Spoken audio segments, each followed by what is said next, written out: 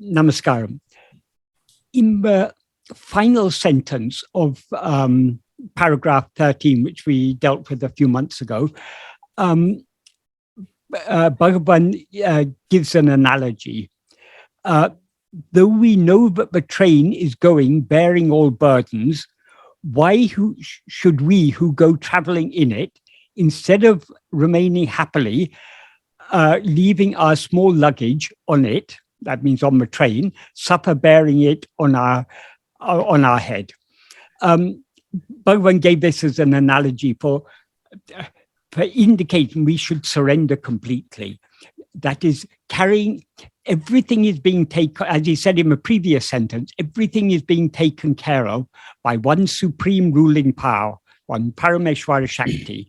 So when that is driving all carriers, that is making everything happen as it's meant to happen, why should we, instead of yielding ourselves to it, be perpetually thinking it's necessary to do like this, it's necessary to do like that?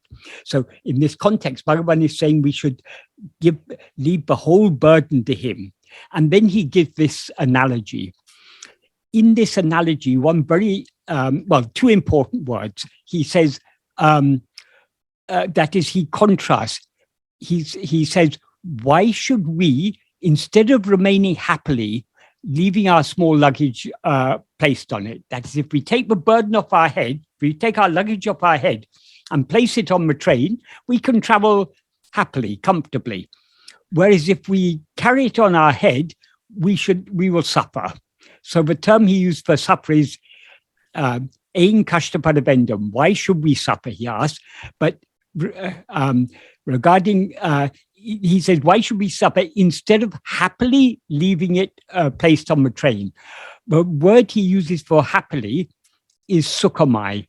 That is an adverbial form of the Sanskrit word sukham, which means happiness. And that is the subject he takes up in this 14th paragraph, which we'll be talking about today.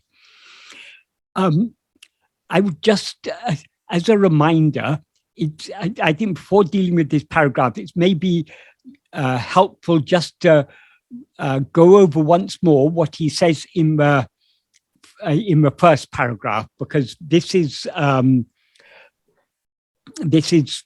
first paragraph is a key introduction to the work, and what he says in the 14th paragraph is an elaboration of what he says in the first paragraph. So what he says in the first paragraph, the first paragraph consists of two sentences, one long sentence and one short sentence. The long sentence, he's giving some logical reasonings, but logical reasonings to point us to the truth, which is actually our own experience.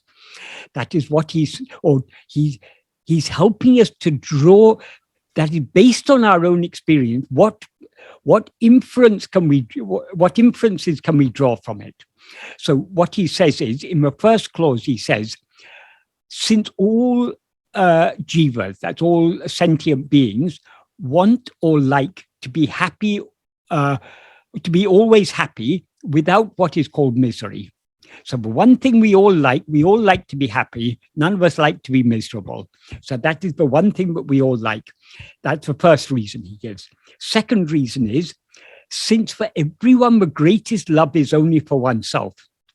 That is, we all, however much we may love other things or other people, our love for ourselves is greater, because we love those things that we think contribute to our happiness, and we dislike those things that seem to detract from our happiness or obstruct our happiness. So ultimately, the one thing that we love above all else is ourself. So that's the second reason. The third reason is priyataku sukhamai karanam adalalam. Since happiness alone is the cause for love. That is, what he means here is we all love those things that make us happy. We dislike those things that make us unhappy. So happiness is the cause of love. It is also true to say the other way around, but love is the cause for happiness, as we will see when we deal with the 14th paragraph, because when we get the things that we like, that makes us happy. So the relationship between love and happiness is a very, very intimate and inseparable relationship.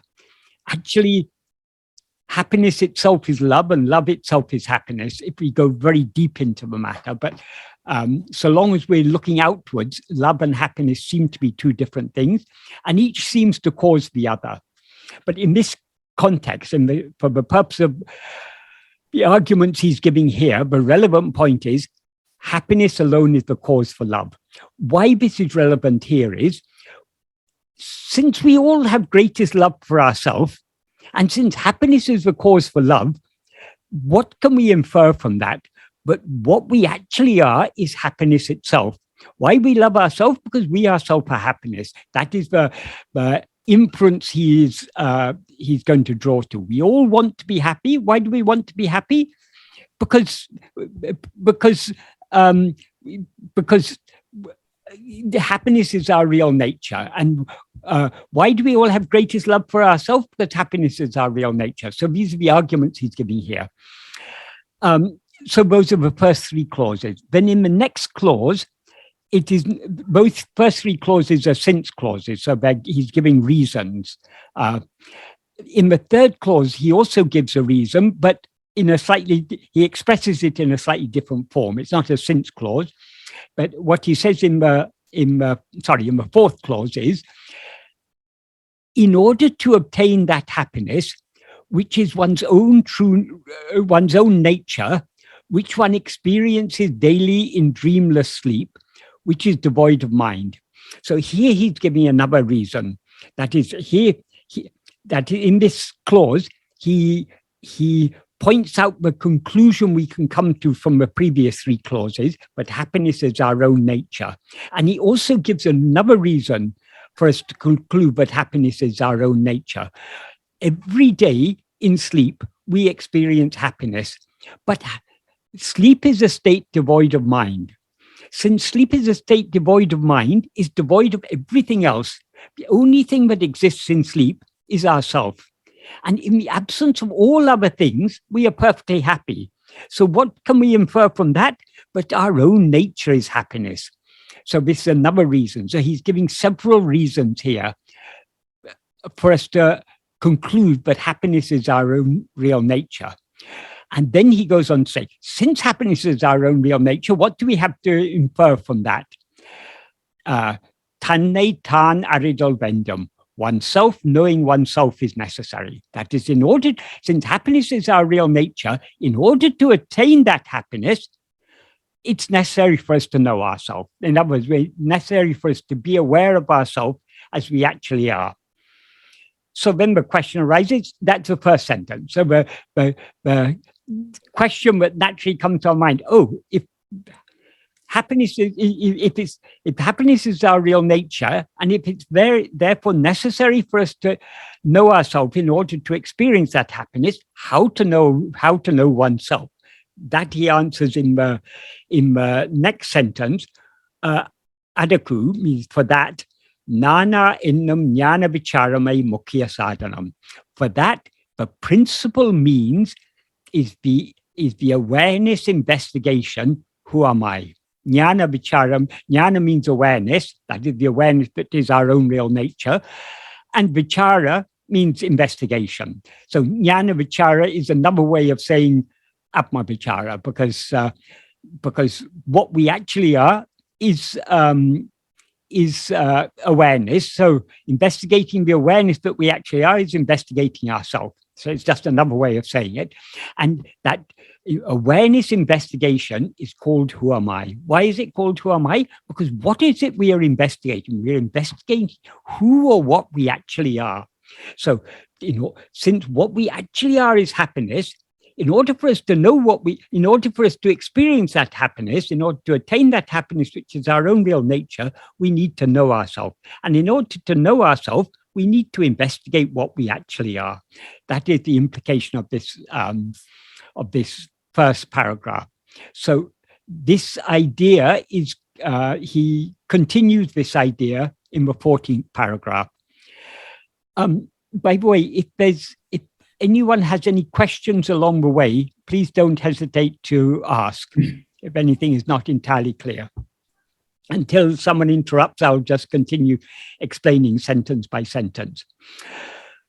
So in the 14th paragraph, he starts by saying, Sukham embadu atmavin sarupame.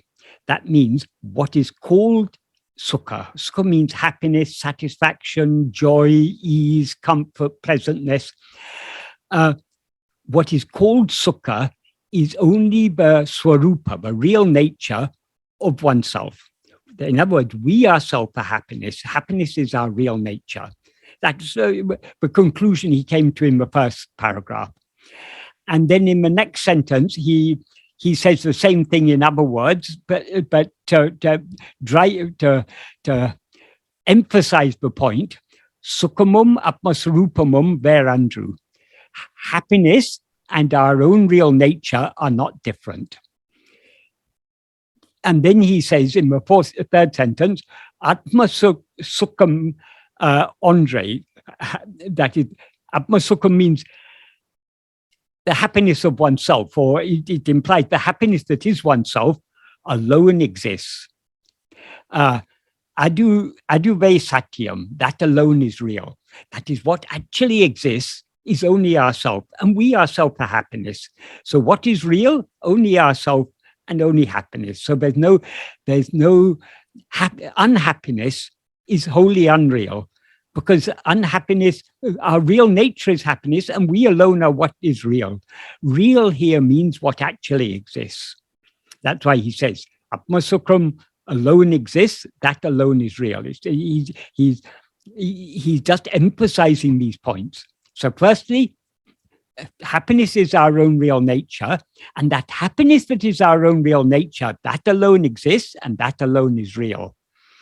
So these first 5 sentences, they're short sentences, but he's driving home this point. But happiness is our own real nature.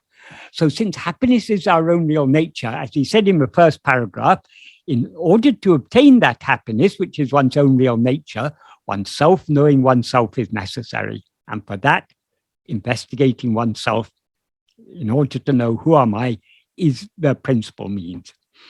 When he says it's sorry, I could have said when I was talking about the first paragraph earlier, when he says that it's the principal means, what he means, that is, the principal means can be interpreted in a number of different ways. We could take it to mean, oh, that's the principal means, but there are also other means. That is not what he means. What he means is, whatever other path we may follow, sooner or later we have to come to this path, because all other paths are like tributaries. This path is the only river that discharges its water in the ocean of infinite happiness that we actually are. So in order to reach that ocean of infinite happiness, sooner or later, we have to enter this main river, because only this main river will discharge its waters into the ocean. All other rivers, all other spiritual paths are just tributaries, but must lead to this path in order to lead us to the ocean.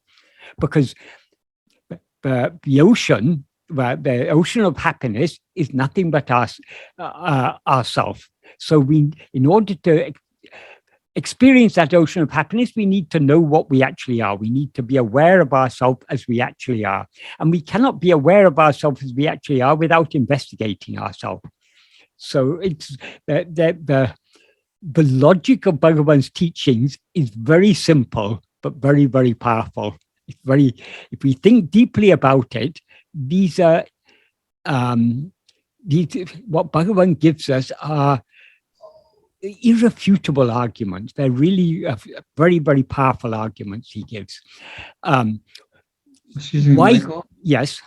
Michael? Yeah, just, is there a difference between self-inquiry and witnessing?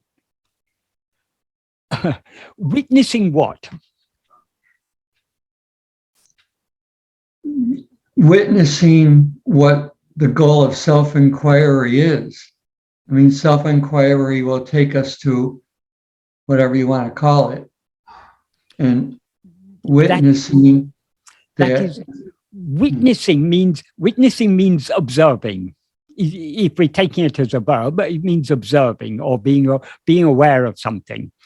What is it we are to be aware of? Many people, because they hear this term witness, they think if we witness all things, if we dispassionately observe all things, that is the path of jnana. That is not what is implied. Actually, in Sanskrit, the word that is used is sakshi, which is a noun. It is said that we are the witness. The reason it is said we are the witness is now we take ourselves to be a person. In your experience, you are aware of yourself as I am Ronald. I am aware of myself as I am Michael. Ronald or Michael is just the name of a person. A person consists of body and mind. So we are now experiencing ourselves as if we were a person. The aim of self-investigation is to know ourselves as we actually are. So in order to know ourselves as we actually are, we need to separate ourselves from this person that we seem to be. We need to investigate what we actually are. So long as we take ourselves to be this person, if we're asked to investigate ourselves, we will end up investigating this person. But this person is not what we actually are. This person consists of 5 sheaves: the physical body, the life that animates this body, the mind, meaning the grosser functions of the mind, the intellect, and the will. All these make up the person that we seem to be. These things are all objects. Who is aware of all these objects? I am. So we are the subject, all things are the object. So the subject is the witness, everything else is what is witnessed. So in order to help us distinguish ourselves, at least we need to understand at first. Merely understanding is not sufficient, obviously, but we need to at least understand that we are not what we now seem to be. We are not this body or mind or any of these 5 sheaths. We are that which is aware of them all. Actually, what is aware of them is not our real nature. It's our self as ego, which is a sort of intermediate thing. That is, as ego, we're aware of ourselves as I am this body.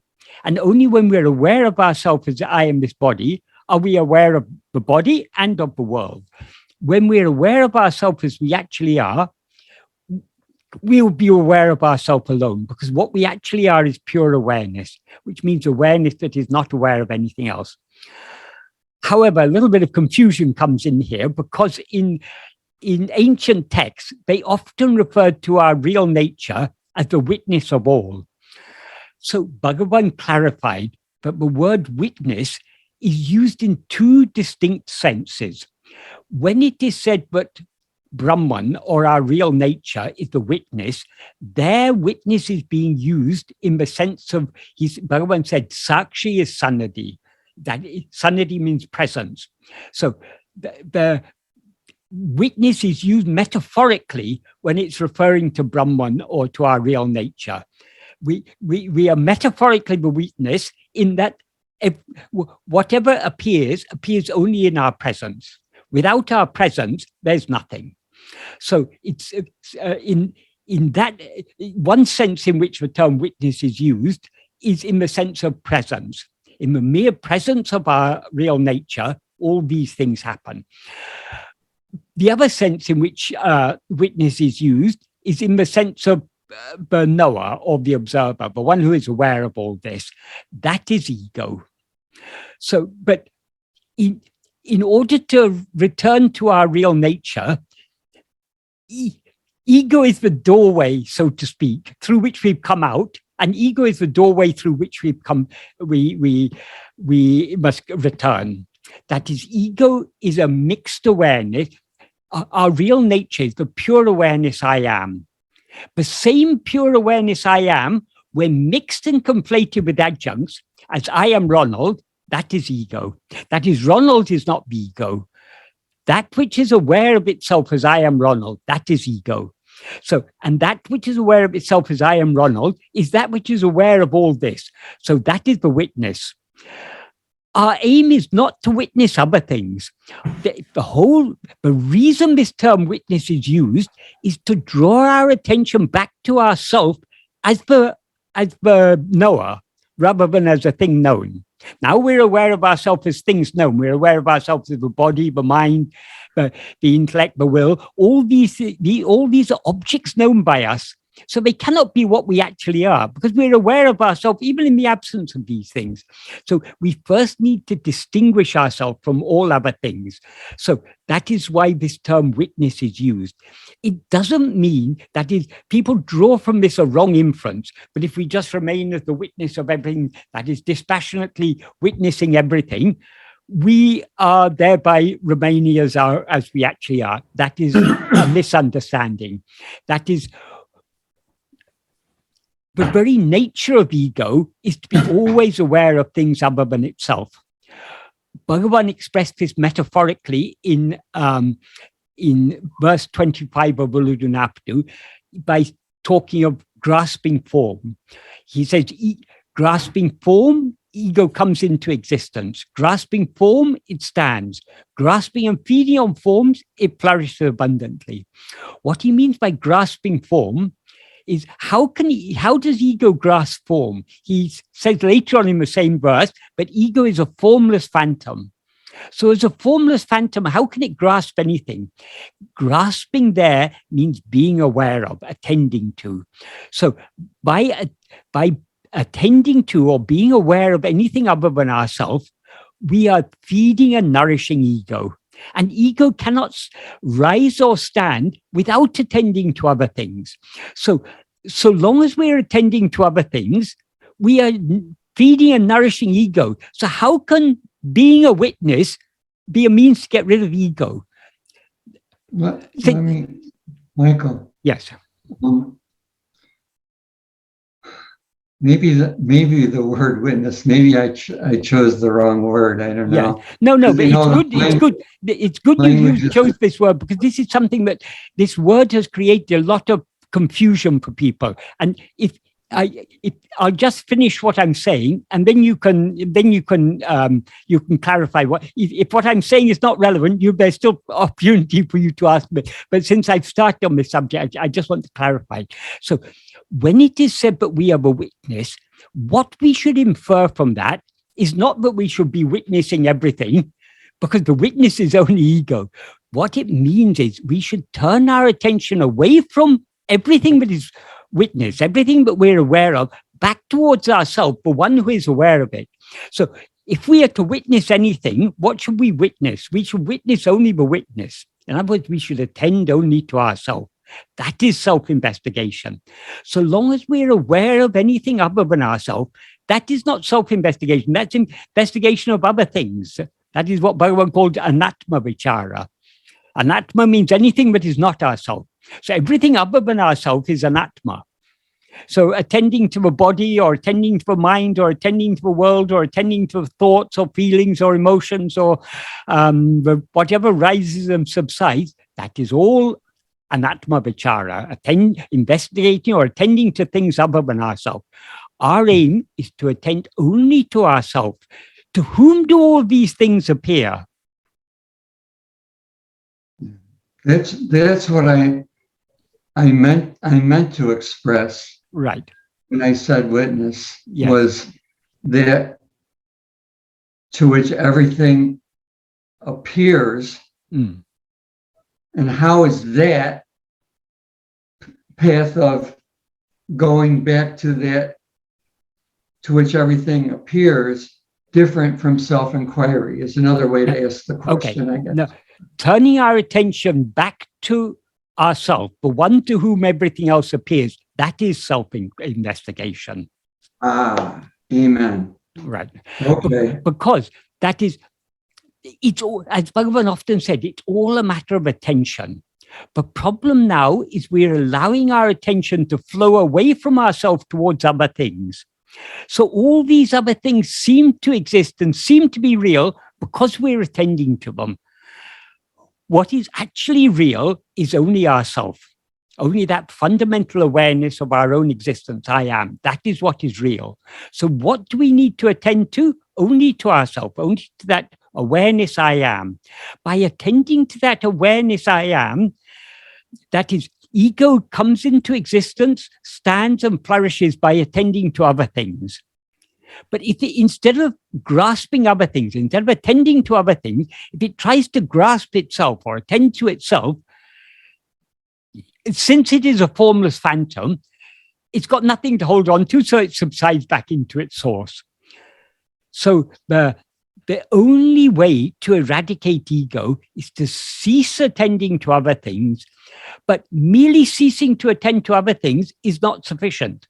Because every night when we fall asleep, what happens? We're too tired to continue attending to other things, to continue thinking, or so we withdraw our attention from all other things, and thereby we fall asleep. We subside into a state of dissolution of mind.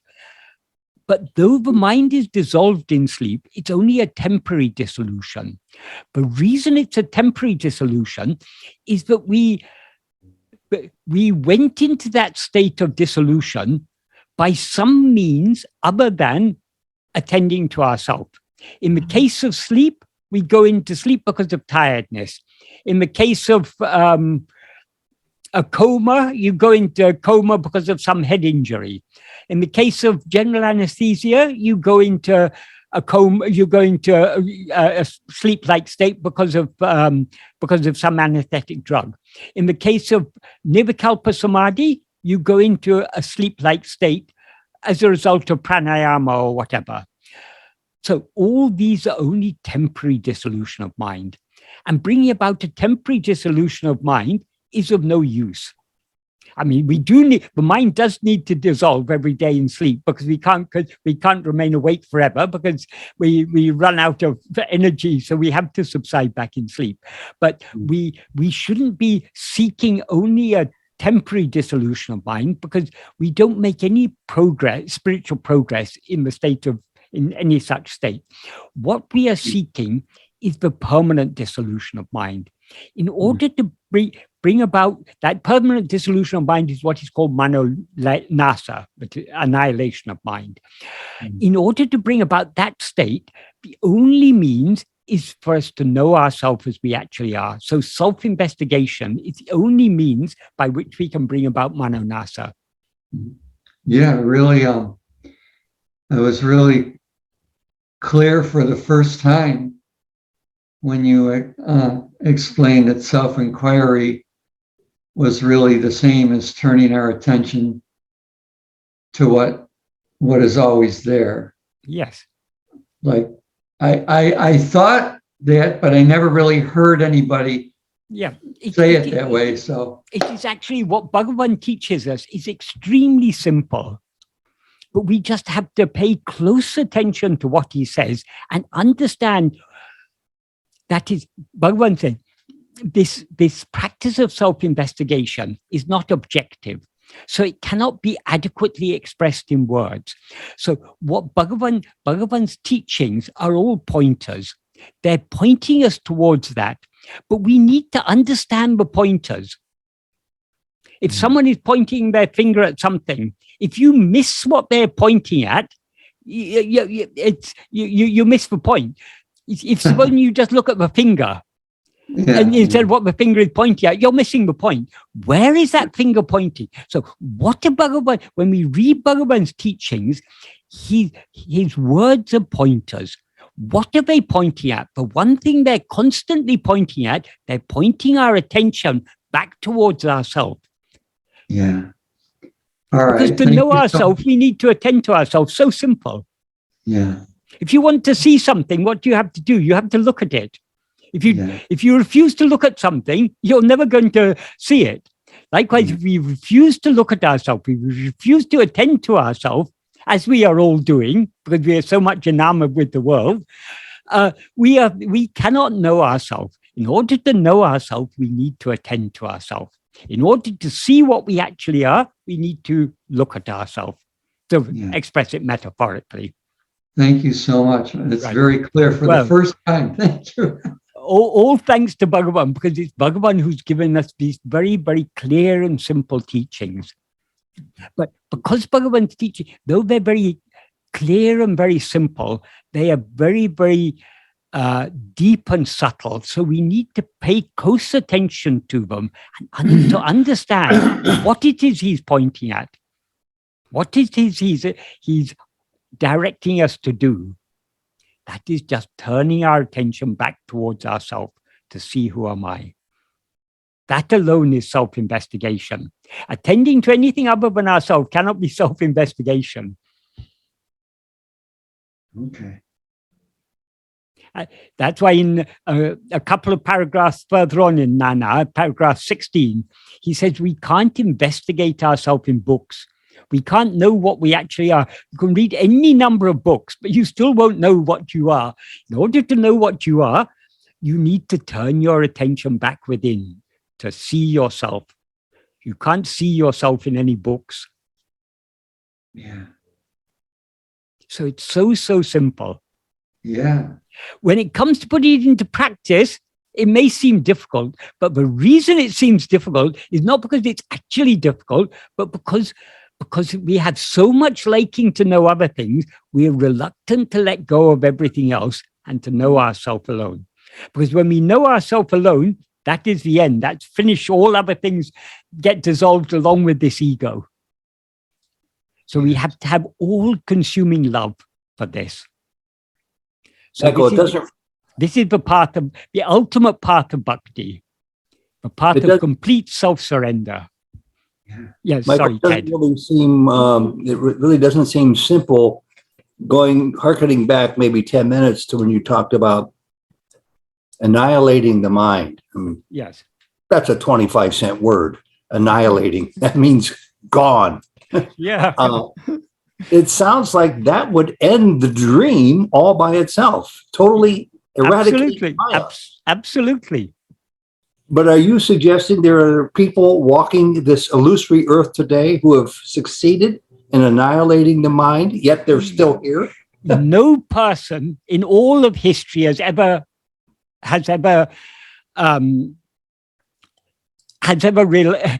annihilated the mind, because who is to do this investigation? It's not the person.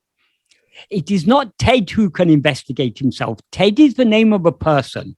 The person consists of 5 sheaths, which are all objects. They're all jada, that is, they're not aware of themselves. What needs to do the investigation is not Ted, but the I that is aware of itself as I am Ted. That is ego. Over which Ted has zero control. I liken it to a football game. The Ted, the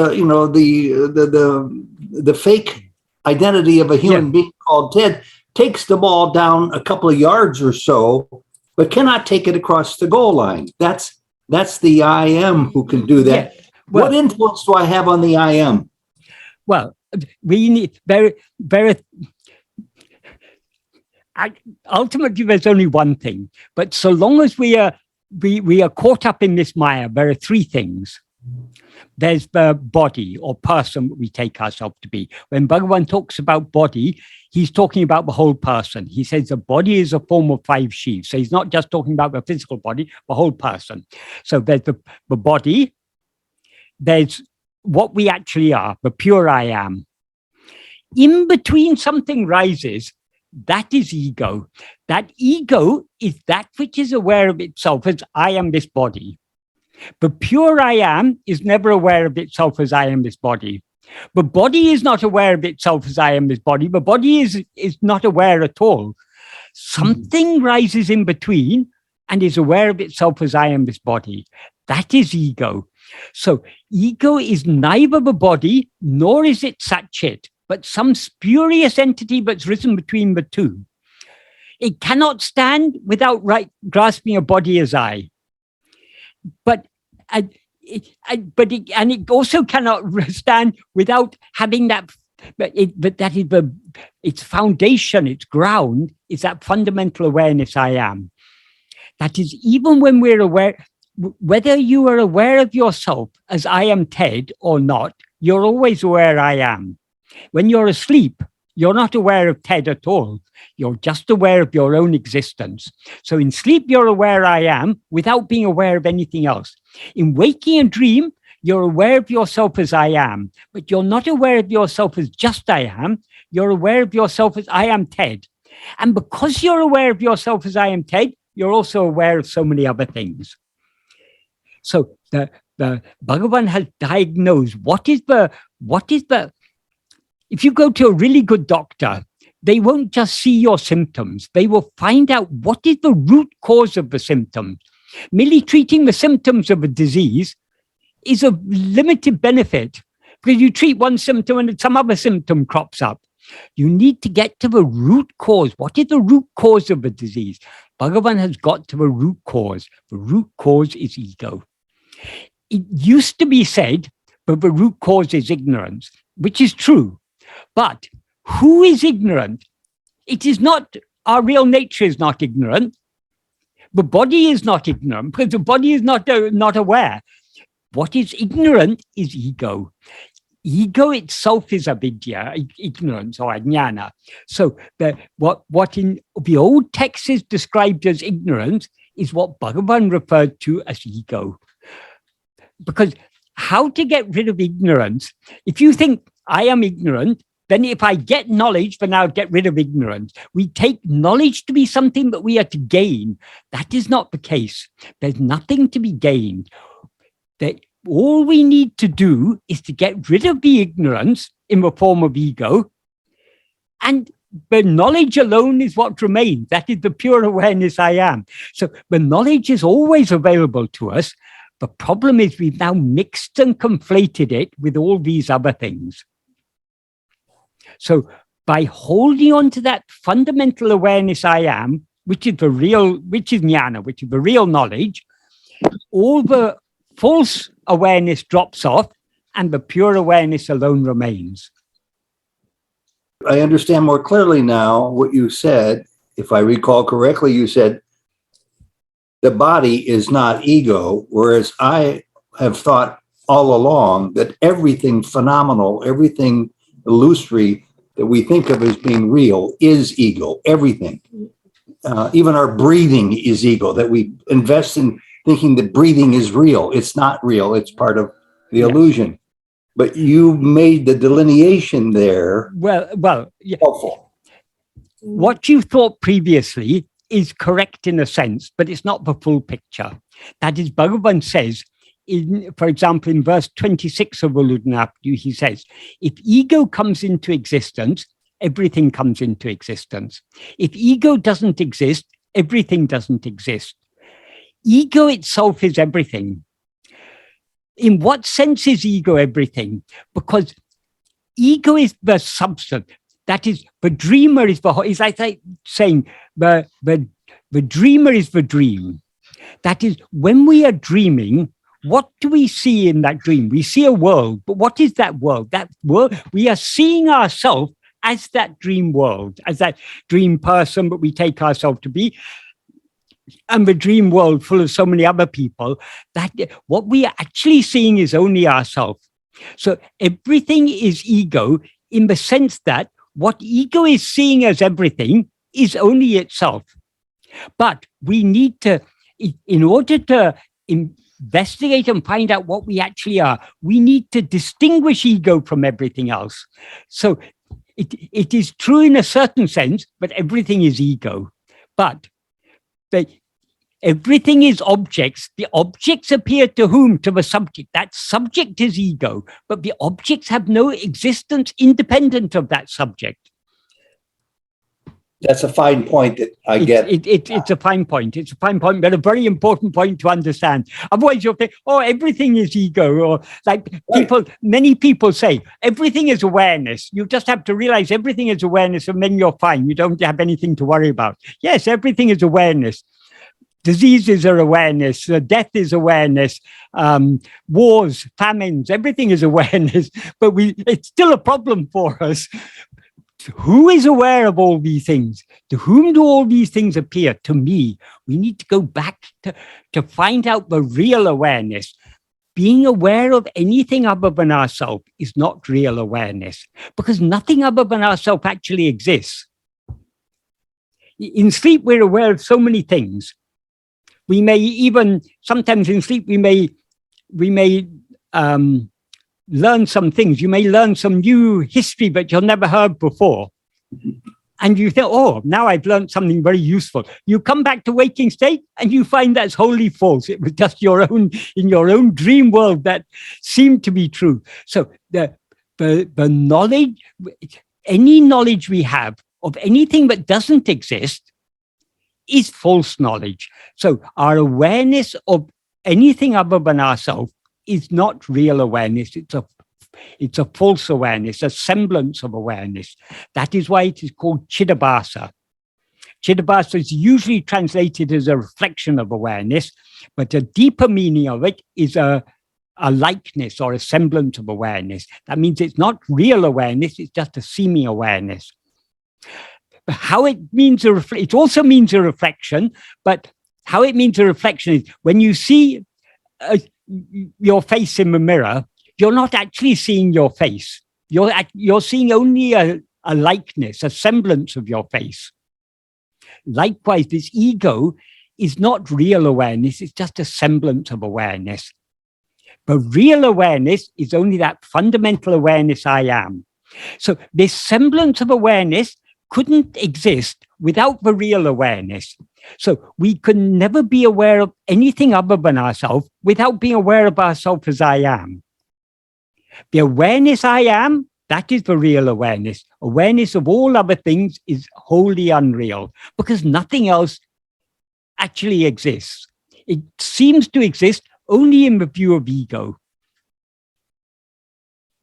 Which is of heightened importance now. I got a really crushing and sad and scary email from my 40-year-old daughter yesterday, who's about to give birth in a couple of weeks, about what's going on in the world at the moment. Yeah. And as much as I like to think that she's picking up some insights from her dad, spiritual insights, because she asks about them, I can't quite convince her to put her concerns aside.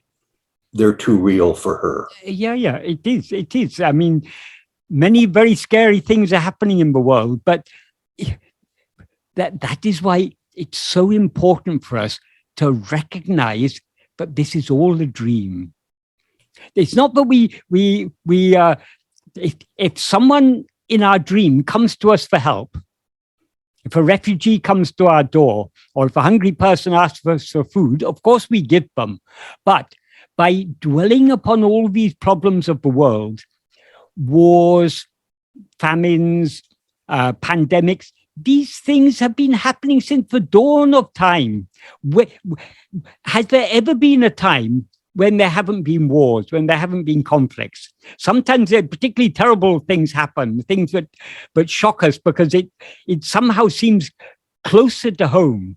That is what is happening now in Ukraine. It is shocking all of us. But why is it shocking us so much? Because the Ukrainian people are so like us. They're Europeans like us. They are living the same type of Western lifestyle. They were enjoying the same freedoms that we are enjoying up to 2 weeks ago. And now all that is taken away and they're plunged into the midst of this war. So what is happening in Ukraine is particularly impacting us. But these things are happening all the time. See what's been happening in Yemen. A similar type of war has been happening for years in Yemen. Just like Russia is bullying Ukraine, the Saudis are bullying Yemen. But that somehow hardly comes onto our radar because those people seem somehow distant from us. They're not so... They're actually just like us. They feel the same and they have the same concerns. They want a life with family and with a home and with a job and with security and everything. They're just like us. But because it's a different culture, we fail to identify with them as much as we identify with the Ukrainian people. And also what's happening to Ukraine, okay, you're in America, but if you're in Europe, it's just on your doorstep. And in a sense, it's on the doorstep of America also because of a cultural, the strong cultural bonds and cultural similarities between North America and Europe. So this somehow seems to us more real, but the same thing is happening in Yemen. It's been happening for years. And there hasn't been a time when there have not been wars in the world. If one place is peaceful, other places will be at war. So sometimes things become worse. Like we had in the last century, we had 2 world wars, and who knows what's going to happen in this century. So sometimes wars take on assume a very much larger scale. But these things are happening all the time. This is the nature of the world. Wars, pandemics, famine, greed, exploitation. There has never been a time in history, as far as I'm aware of, when somewhere in the world these things haven't been happening. So that is not to say that we shouldn't care about these things, but we should understand there's nothing, or there's very little that we can do to stop these things. But there is a solution. Bhagavan has given us a solution to all of these problems. If in your dream you see a war, or you see a pandemic, or you see a famine, or you see a natural disaster or anything, you see so many people suffering, what is the greatest good you can do for all those dream people who are suffering?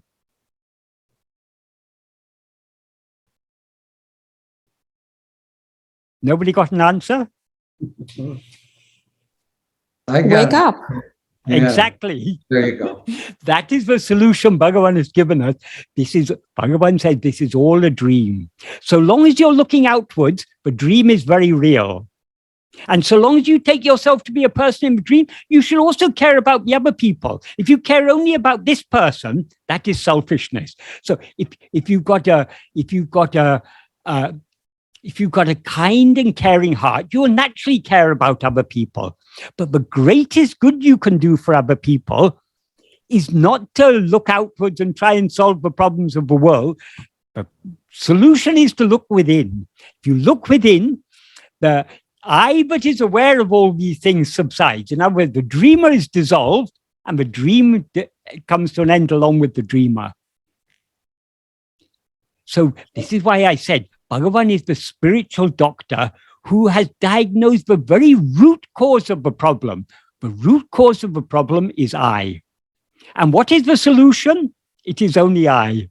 That is, I, in its pure state, is what alone is real. The I that has caused all these problems is the I that is aware of itself as I am Ted, or I am Ronald, or I am Michael, or I am Marty, or whoever. Thank you, Michael, for me anyway, because every once in a while I give myself a premature pat on the back that I'm coming along in this teaching. And then something literally blows up like this. Yeah. And a word I've never used before out loud today is that presents an existential threat to the world. Yes. Yes. And my veneer of deepest understanding of Ramana's teachings cracks a little. Yes. Yes. It seeps in through the edges. So I for one really appreciate everything you've just said. Yes. But remember, this is an existential threat to our world. We forget about the existential threat. For example, as I just used just as an example, but what's been happening in Yemen and what's happening in so many African countries. There are existential threats for people's way of life. This seems to us to be an existential threat to our relatively cushy and seemingly secure way of life.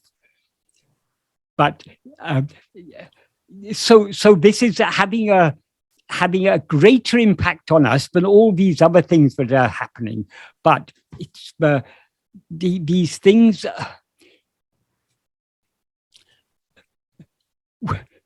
Even if there were no wars, even if there were no pandemics, even if there were no famines, even if there were no natural disasters, one thing that never leaves us is death. Sooner or later, we're all going to die. So the greatest existential threat is death. Because death is the end of our existence. Once this body dies, Michael is finished. There's no more Michael. Okay, few people may have a memory of Michael, but Michael himself is finished. So our entire identity is destroyed at death. But the problem is, the one who is now identifying itself as I am Michael, if that one doesn't die, when the dream of Michael comes to an end, some other dream will start. So the problem is not Michael.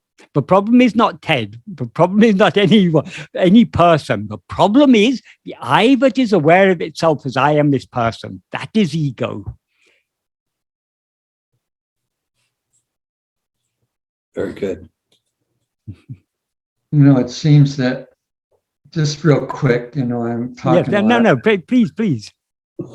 It seems that the tendency of the ego, you can look at it on a global scale or world war or what's happening in Ukraine, for example. But if you just take any class in school, a class of 20 kids, there's going to be a bully. Yeah. That tendency is there on a microcosm. And then as people get more power, like in government like that, it just expands to a larger yes.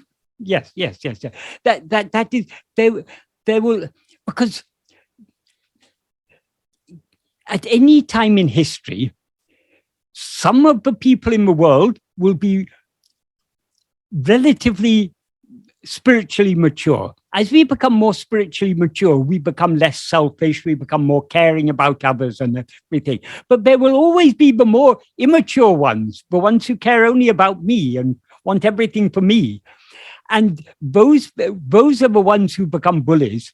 And if they get power, there's no limit to their bullying. Yeah.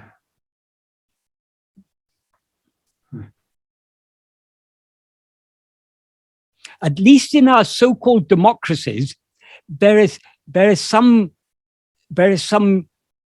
checks and balances on the power of those who come to power.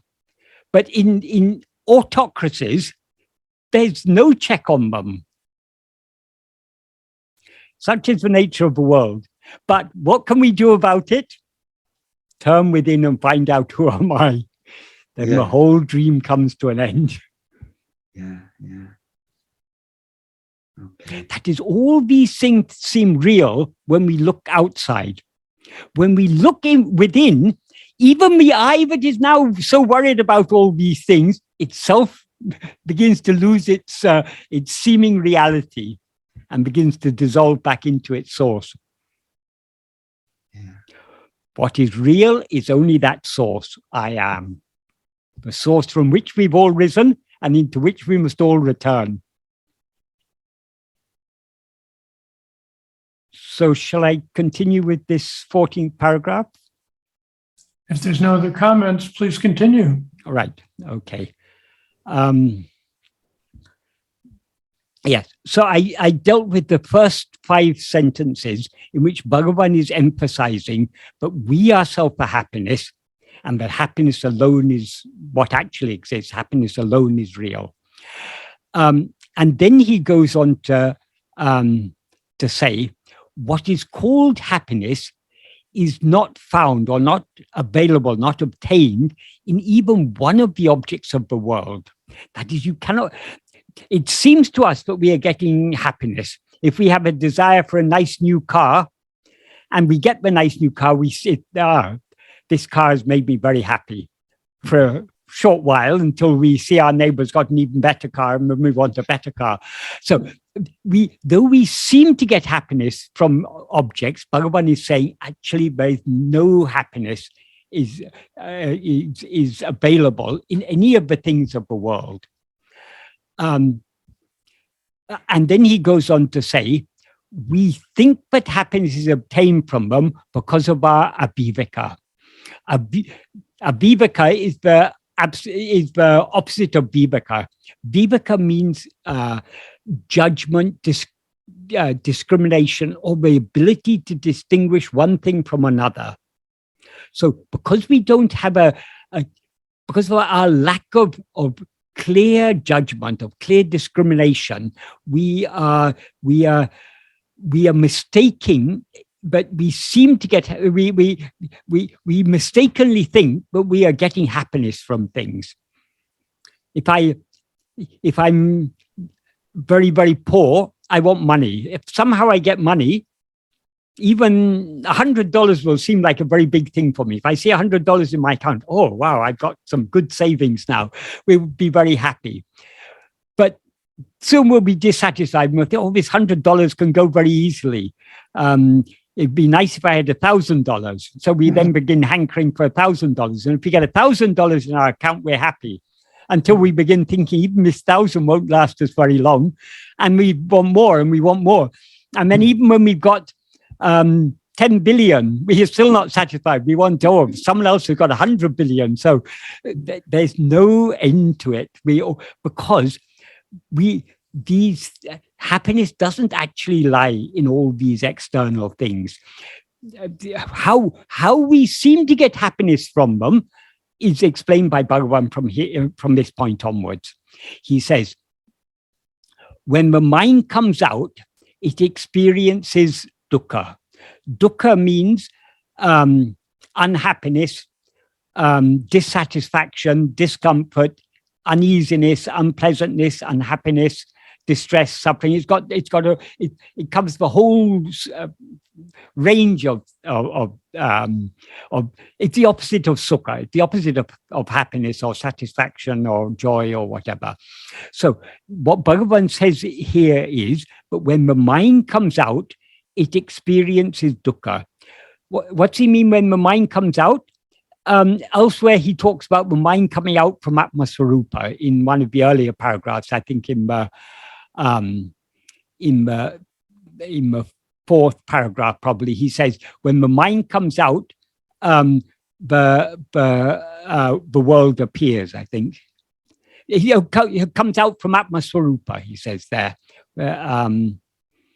Manam Atma-swarupa tinindru, Velipadam podu jagam tondrum. When the mind comes out from Atma-swarupa, from that Atma-swarupa means our own real nature, the world appears. That's what he says in paragraph 4.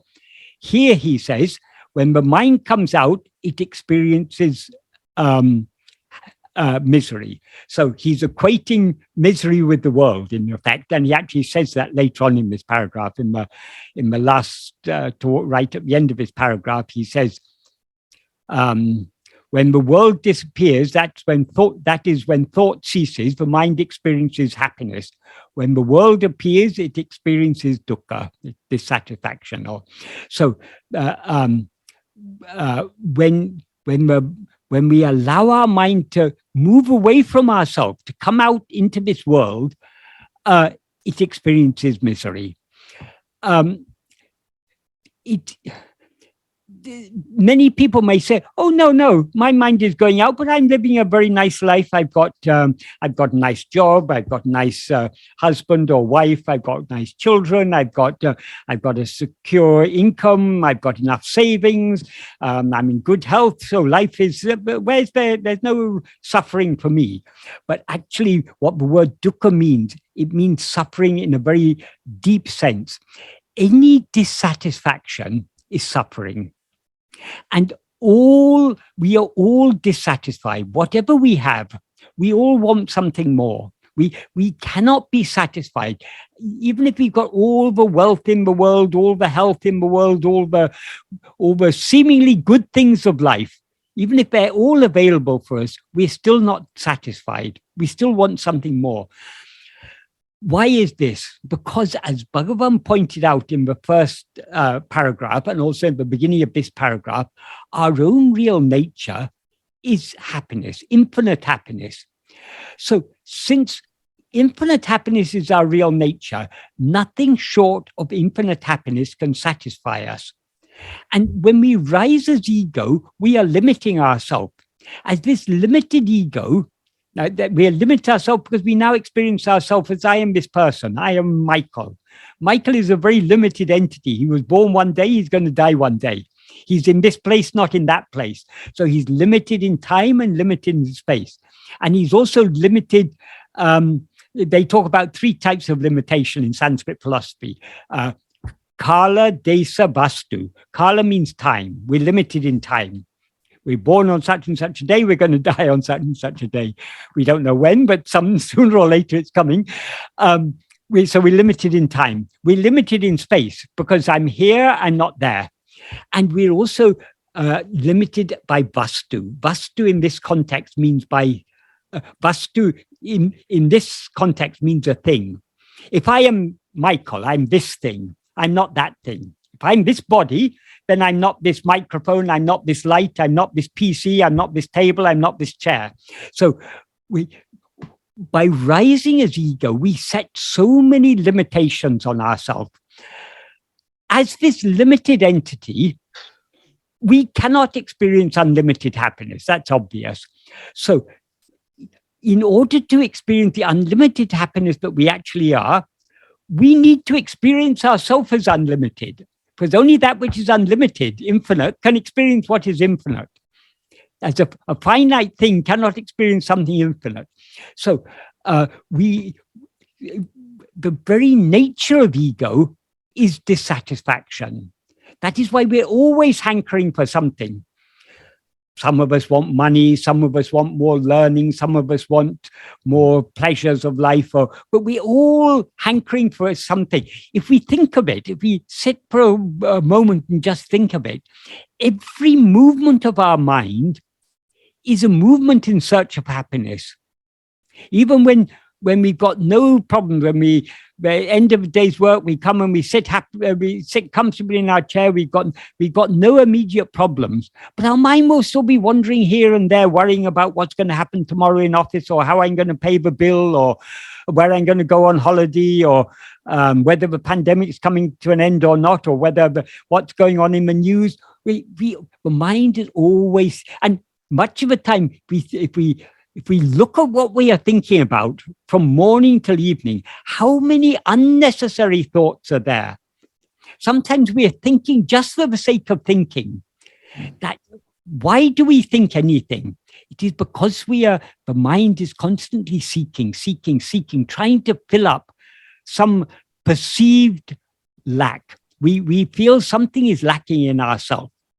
And because we feel something is lacking in ourselves, we look outside to fill that gap in ourselves. But actually, there's nothing lacking in ourselves. There seems to be a lack because we're looking outwards. If we look back within, if we look deep enough within, we will find there is nothing lacking. We are the infinite ocean of happiness itself. So there's actually nothing lacking. But so long as we look away from ourselves towards other things, there seems to be a lack. And since this lack seems to be in ourselves, we seek to satisfy that lack, or to compensate for that lack by acquiring things from outside, by acquiring more knowledge, more learning, more money, more property, more friends, more pleasures, more this, more that, something. So in Buddhism, it is said, I think it's one of the 4 noble truths or something, dukkha. That is unhappiness. That is one of the basic principles of Buddhism, is life is suffering. Many people say, oh, that's a very pessimistic attitude. Life isn't all suffering. We have it may all end in death, but in the meanwhile, there's lots of joys, the joys of life and so on. But behind all those joys, there's the constant dissatisfaction. Whatever joy we experience, we always want something more, because we're constantly dissatisfied. So what Bhagavan says here is a very, very profound truth.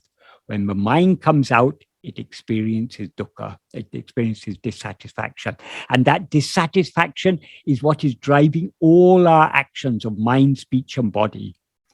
Whatever action we do by mind, speech, or body, the very movement of our attention away from ourselves towards anything else, it's all driven by dissatisfaction. And what are we seeking? Satisfaction. So we're all seeking happiness, and we're all trying to free ourselves from We're all seeking sukha and trying to thereby free ourselves from dukkha. That is what Bhagavan says in the very first clause of this sentence. Since all sentient beings want to be happy always without misery, without dukkha. We all want sukha and not dukkha. So anyway, here he says that when the mind comes out, it experiences dukkha. And then he goes on to say, in truth, whenever our thoughts, that means our wishes or hopes, are fulfilled, the mind, turning back to its proper place, that means the heart, our real nature, experiences only Atma-sukha. That is,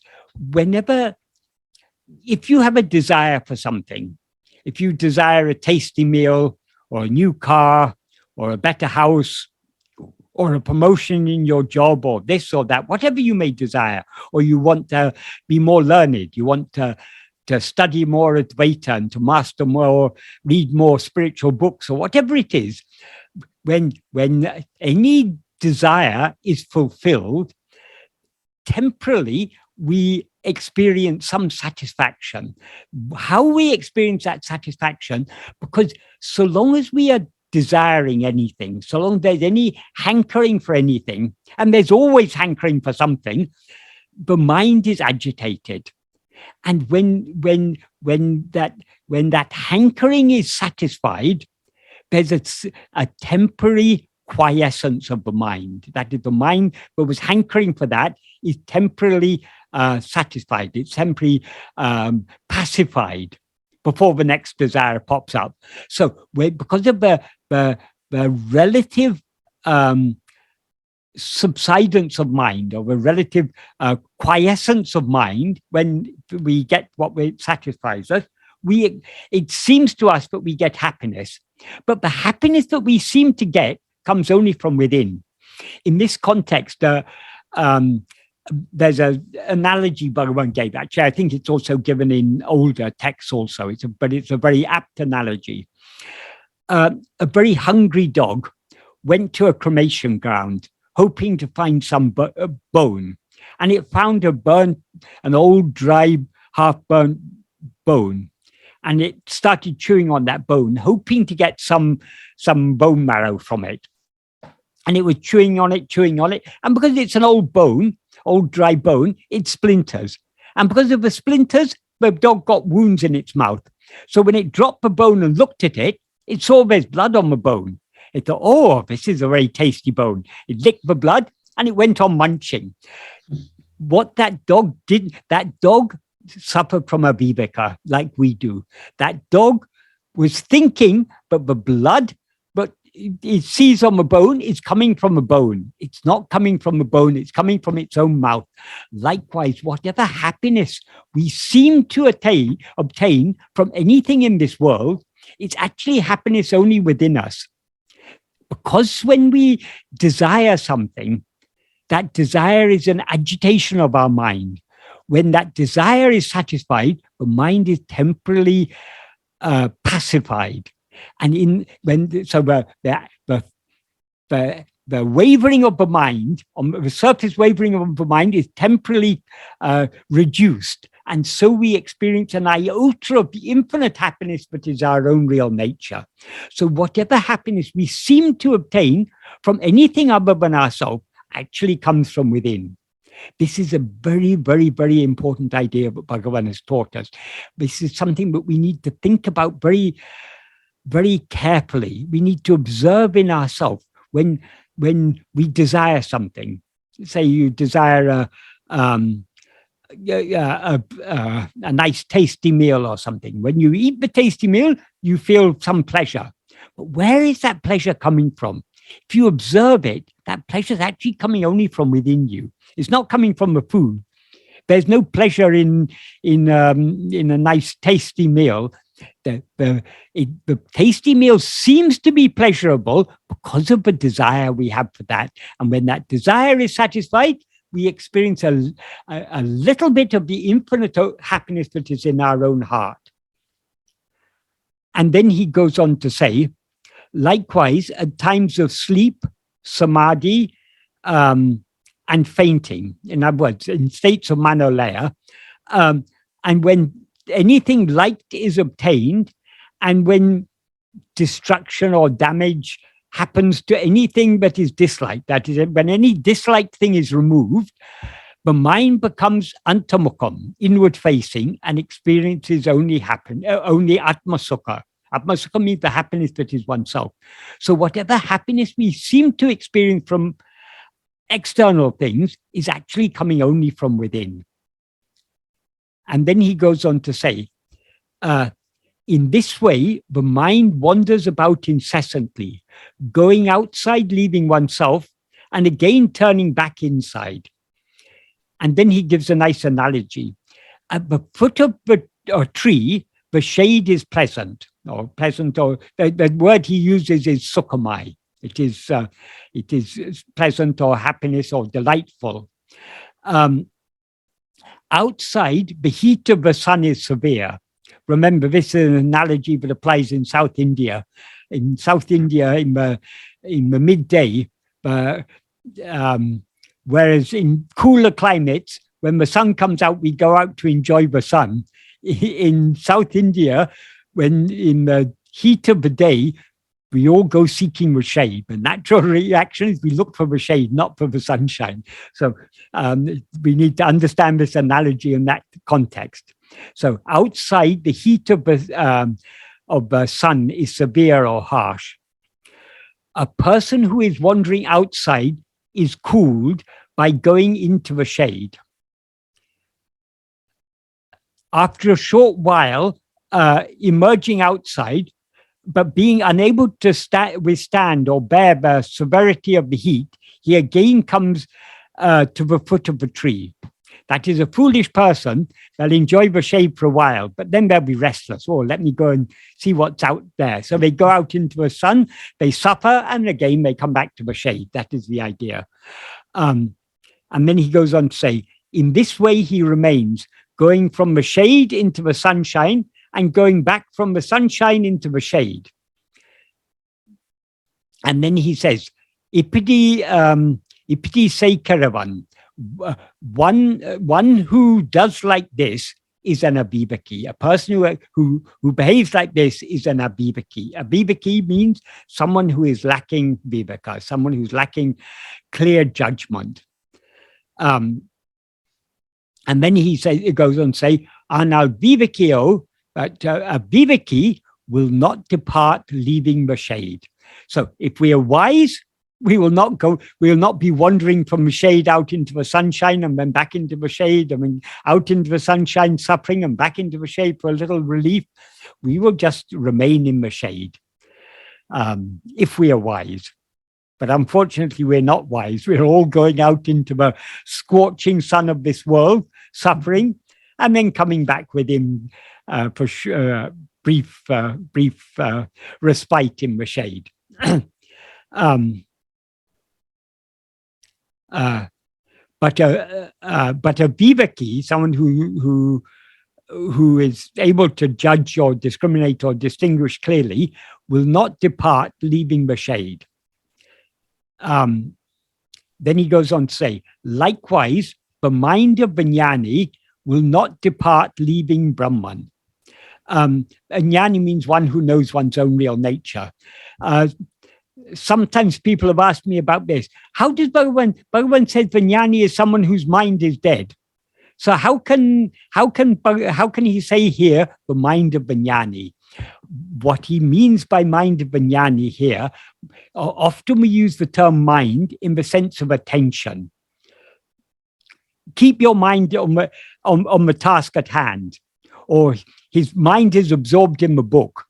That is, we use the mind in the sense of attention. So what Bhagavan means here by the mind of the jnani's attention will never go outwards. It will never leave Brahman. It will never leave itself. It always remains at home in its source, never goes outwards. But the mind of the ajnani, one who's ignorant of one's real nature, remains experiencing dukkha by roaming about in the world, and for a short while obtaining sukha by returning to Brahman. So this is our life. We are wandering from a pleasant shade out into a fierce sunshine. And then when we are unable to bear the fierce sunshine, we come back to a shade, and we're constantly wandering back and forth. This is because of our aviveka. So our mind is constantly going outwards. We're suffering, and then it comes back within. For most of us, we're not even consciously turning it within. We are seeking the satisfaction of our desires. When our desire is satisfied, unknowingly our attention turns back within. That is, the outward going movement of the mind subsides, and we experience a little iota of the happiness that is our own real nature. And then there are 3 concluding sentences. The next sentence is a very important one. Jagam embadu nenebe. What is called the world is only thought. That means, for example, when we are dreaming, everything we perceive in the dream is just our own mental fabrication. Right? What Bhagavan means by thought is not, Bhagavan uses thought in a much broader sense and deeper sense than we usually use the term thought. We often people think of thoughts as a mental chatter that's going on through the mind. But according to Bhagavan, all mental phenomena, all mental impressions are nothing but thoughts. And mental impressions, mental phenomena, all mental fabrications. In dream, everything we experience in a dream is a fabrication of our own mind. So what we experience in a dream is, in that sense, just thought. It's it's entirely mental. So this world has no existence apart from our perception of it. So it's entirely a mental fabrication. It has no existence independent of our mind. So this is a very, very important point. Sometimes people ask, why Bhagavan talks so much about the unreality of the world? Surely we need not be concerned about the world. All we need to be concerned about is to find out who am I. There is a reason why Bhagavan, we can explain it in several ways, why Bhagavan talks so much about the unreality of the world. Firstly, the world has no existence apart from ego. The very nature of ego is to be aware of itself as I am this body, and consequently to be aware of the world. So whenever we rise as ego, we're always aware of the world. So long as we're aware of the world, that means we've risen as ego. And since ego is a false awareness of ourselves, we cannot be aware of the world and aware of ourselves as we actually are. If we are aware of ourselves as we actually are, we're not aware of the world. If we're aware of the world, we're not aware of ourselves as we actually are. When we dream, for example, we have forgotten this waking body. This waking body is supposedly lying asleep in the bed. We've forgotten that, and we seem to have another body and to be wandering about. And that other body we have in dream, we mistake to be this body. We don't feel, oh, now I'm dreaming this is a different body, a different world. It all seems to be a continuation of the same thing. We seem to be the same person in the dream, even though it's actually a different body, but we seem to be the same person. So the very nature of the mind, of the very nature of ego, is always to be aware of a body and world. That is a dream. That is dreaming. So everything we experience other than I am is just a thought. It's just a mental fabrication. Bhagavan says, not only are all objects or phenomena thoughts, even the one who is aware of them, the subject, is a thought. That is ego. That's why he often referred to ego as the thought called I. Yes. Michael, this brings another dilemma for me. Okay, yes. I've been trying to understand this for a long time, and I still don't. But okay, okay. If the world is unreal, yes, then how can a person that's realized, like Bhagavan, when he's walking in the world, his physical body, he's aware of there's a stone in the way, I'll walk around it. I mean, he navigates on a physical level, so he's got to be aware of there's something other than what's I don't know. Can you explain that to me? I don't get it. Yes. Bhagavan gave a very simple explanation. He said, the body and mind of Vijnani exists only in the view of the Ajnani. That is, because we take ourselves to be a body, we see him as a body. But he is not that body. What he actually is pure awareness. So he's not actually aware of anything other than I am. But because we see ourselves as a body, we see him as a body. And that body seems to be aware. Let us take an example. When you're dreaming, you see so many people. And those people seem to be aware of the world. They navigate round stones. If they're driving their cars, they don't drive into other cars. They all navigate very well. So everyone, well, it seems very obvious to us when we are dreaming, but all the other people in our dream are aware of the world just as we are. But when we wake up, do we still think, though, do we wonder, oh, are those people doing okay? Are the people I left in my dream, are they all right? No, we know they existed only in our own view. Likewise, our present state is just a dream. Everything appears in our dream, appears only in our view. So does that mean Bhagavan is just our own dream creation? In a sense, yes, but there's more to it than that. That is, because we are always looking outwards, Bhagavan is actually that which is always shining in our heart as I. He is our very own self. But because we are always looking outwards, it's necessary for him to appear outside in human name and form in order to give us these teachings, telling us to turn back within. So Bhagavan used several analogies for this. One analogy he used is, he said the name and form of a guru is like a tame deer, but is used as a decoy to catch a wild deer. If you want to catch a wild deer, it's very difficult to catch a deer. But if you've got a tame deer, you can use that tame deer as a decoy and catch the wild deer. So the guru, the name and form of a guru, the human name and form of a guru, is a decoy to catch this wild deer, the ego. That's one analogy.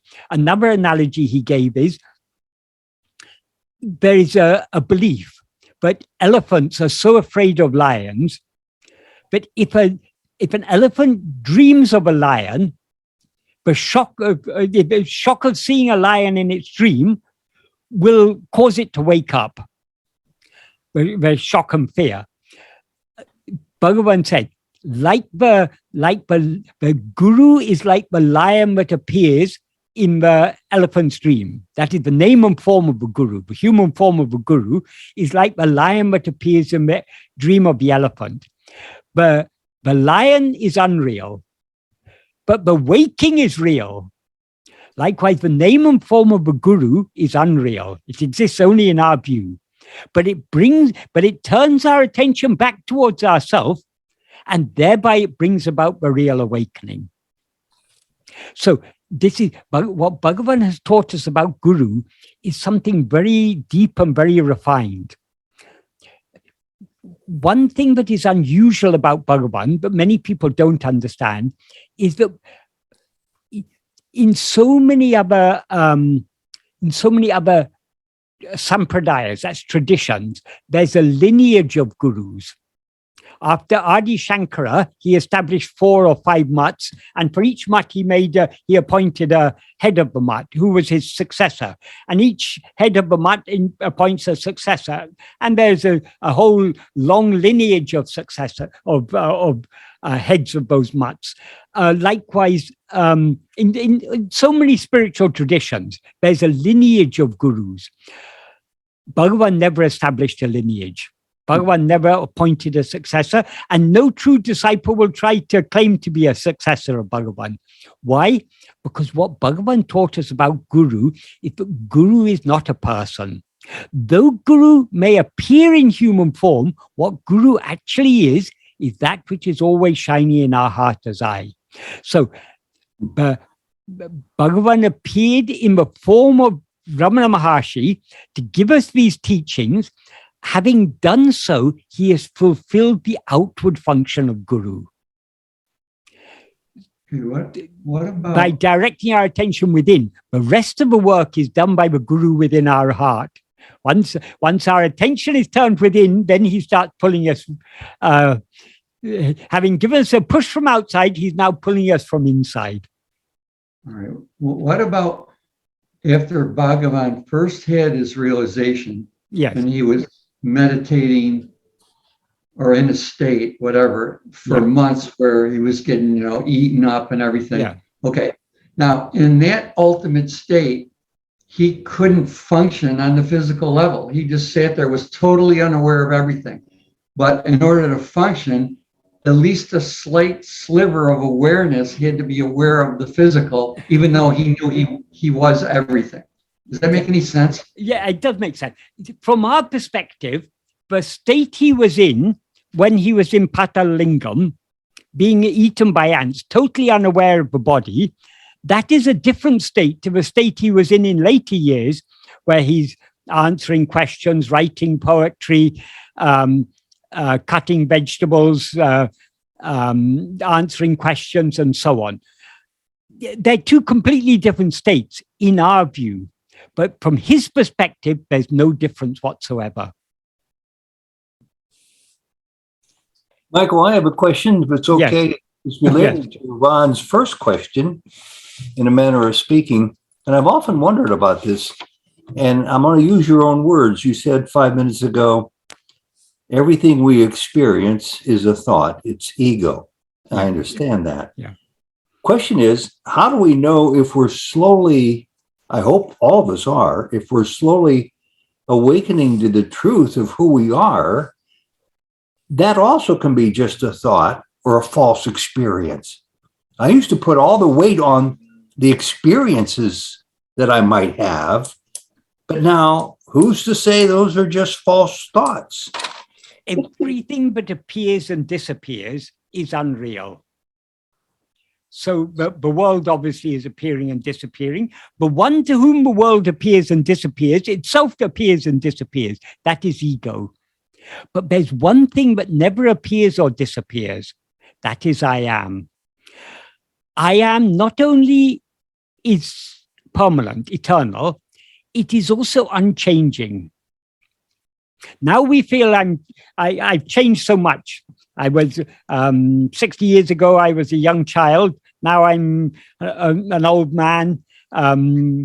My body has changed. My mind has changed. My beliefs have changed. My likes and dislikes have changed. Everything has changed. So I've changed so much. No, I haven't changed at all. All these adjuncts have changed. And because I take myself to be these adjuncts, I feel now I, Michael, have changed so much. But what has remained unchanged is that fundamental awareness I am. That never changes. So I am is eternal. I am is unchanging. And I am is self-shining.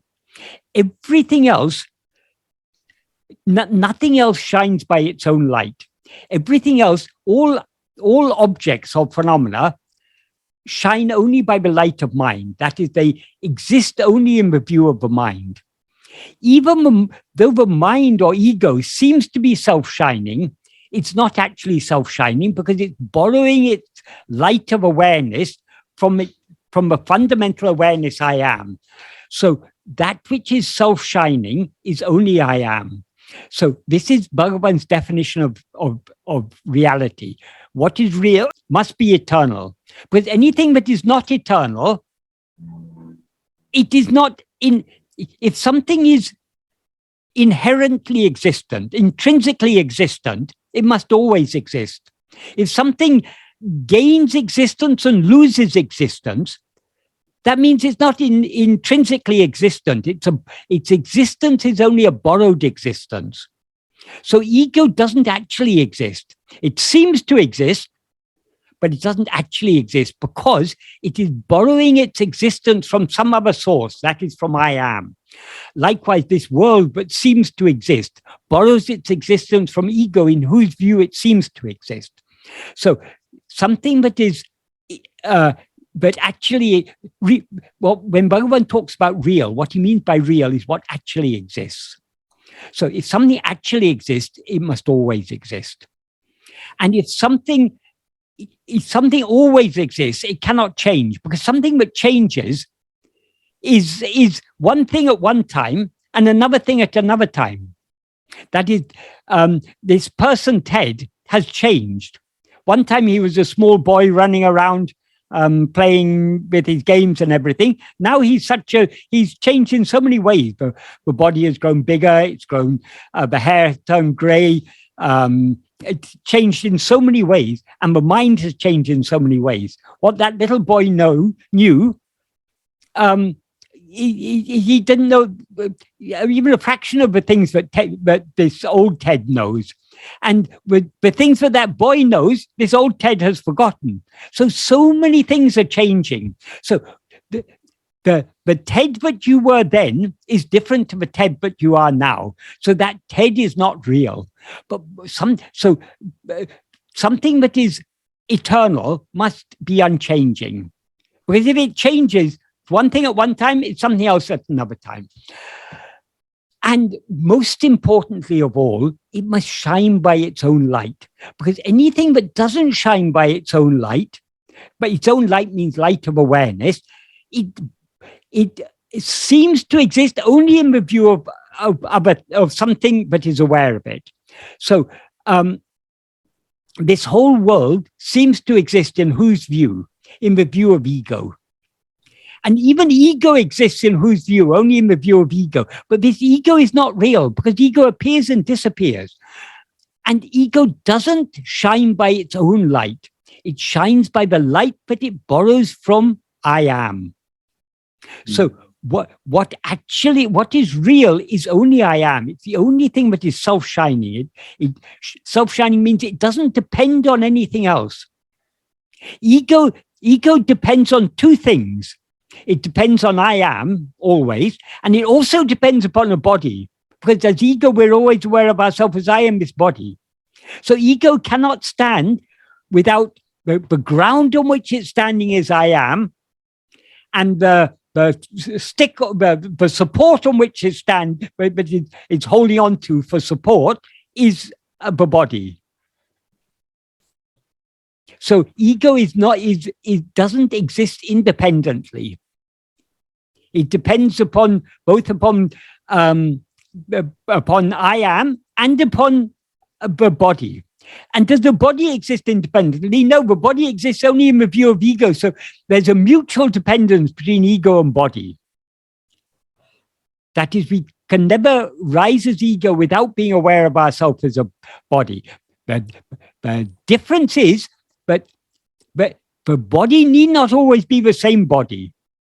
Now we're aware of ourselves as this body. When we go to bed at night and are sleeping, we'll start dreaming. That dream body is a different body. But ego cannot rise without projecting some body to grasp as I. So everything is unreal except that the fundamental awareness I am. Can you doubt the existence of I am? Everything else can be unreal. This can all be just a dream. And in fact, according to Bhagavan, it is just a dream. It can all be just a mental fabrication. Even ego can be unreal because it appears and disappears. But the one thing that we can never reasonably doubt is our own existence. because we must exist in order to doubt anything. We may not be what we seem to be, but we certainly exist.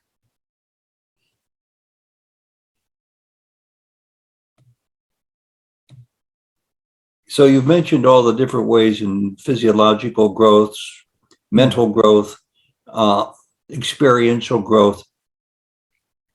The question that still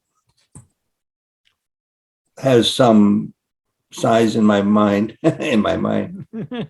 is that the experience of spiritual growth, or the growth towards a full awareness, truth that's already there about identity, that also can be just a thought, just a shard of my ego. Ultimately, it is unreal, because for who is growing spiritually? It is ego. When ego itself is unreal, its spiritual growth is unreal. But so long as we rise as ego, these things seem to be real. When we know what we actually are, we'll know there never was any ignorance, there never was any spiritual growth, never was any purification of mind or anything.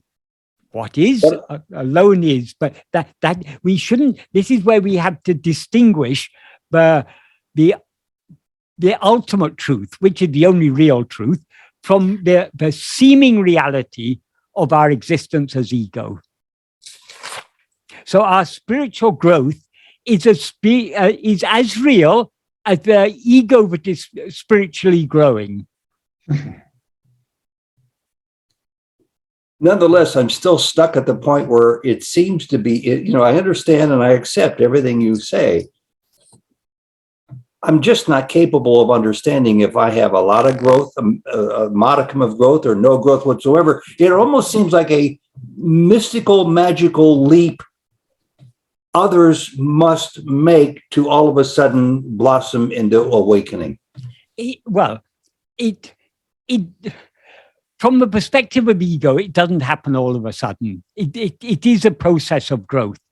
But don't worry about your spiritual growth. Bhagavan hasn't asked you to investigate whether you're growing spiritually. Bhagavan has asked you to find out what you are. What you actually are has never grown, has never changed at all. Let us be focused on what is our aim. Our aim is to know, who am I? I like that. Thank you. So we are not investigating anything other than our own being. We're not investigating doing. We're not investigating growing. We're not investigating maturing, gaining purification. We're investigating our own being. If we persevere in investigating our own being, the spiritual growth and everything else will be taken care of. So let us not worry about spiritual growth. Who am I here and now? There's only one moment when we can know ourselves. That is here and now. We can never know ourselves. We cannot know ourselves in the future, because the future is just a thought that's here in the present. So we should be so intent upon knowing who am I, that we are trying to know who am I here and now. And then all these other considerations become unimportant. What does it matter whether we're growing spiritually or not? Who am I? All our spiritual growth, it's all, I don't deny that it seems real so long as we seem to be ego, but ultimately it's all unreal.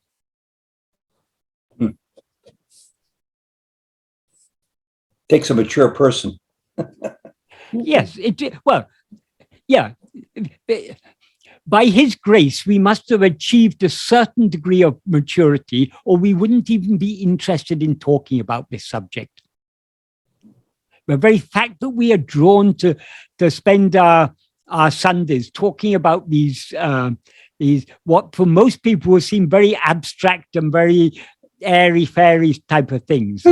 It's not actually abstract or airy-fairy, but our concrete experience, I am. There's nothing so solid, so certain as I am. But for those whose minds are very outward going, this all will seem very airy-fairy, mumbo jumbo type of thing. But for us, somehow we have been attracted to this. We've been attracted to trying to find out, who am I? So there must be a certain degree of spiritual maturity, but let's not be proud about that. It is by his grace we have been drawn to this path.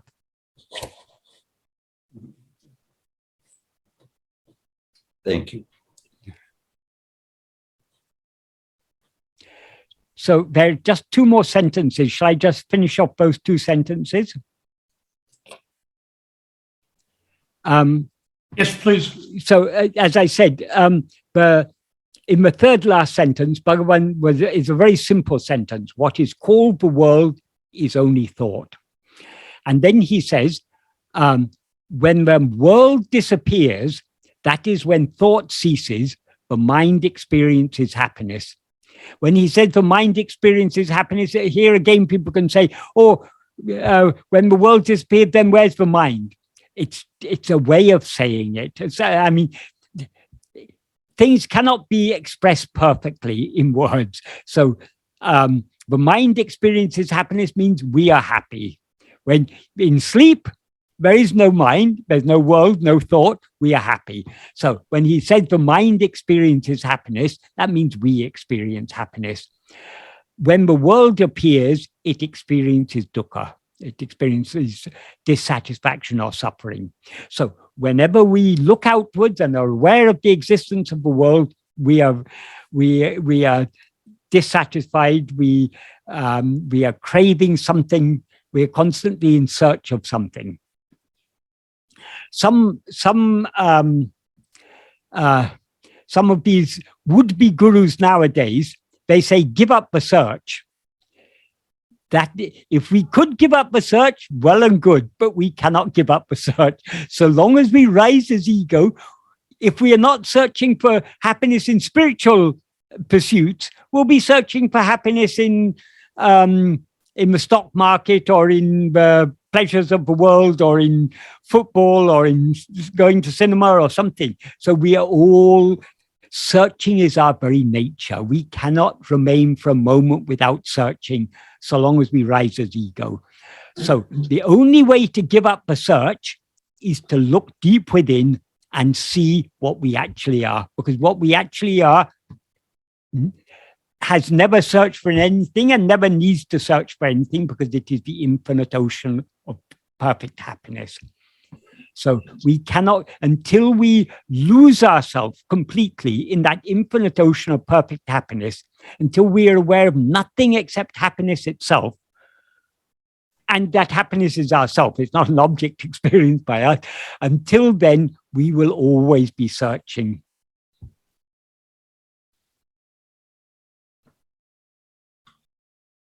It's the very nature of ego to be searching.